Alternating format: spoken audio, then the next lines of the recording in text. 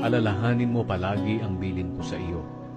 Magpakatatag ka at magpakatapang. Huwag kang matakot o kaya'y manghina.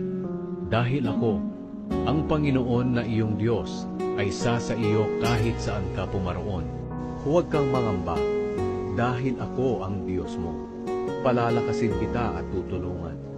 Iingatan kita sa pamamagitan ng aking kapangyarihan, na siya ring makapagliligtas sa iyo.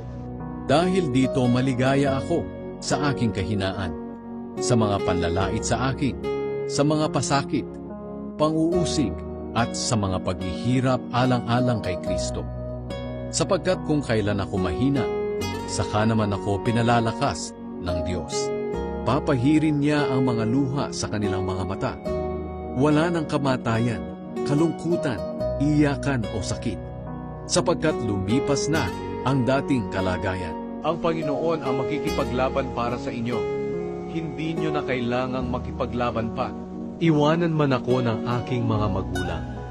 Kayo naman, Panginoon, ang mag-aalaga sa akin. Hindi ko kayo iiwan ng walang kasama. Babalik ako sa inyo.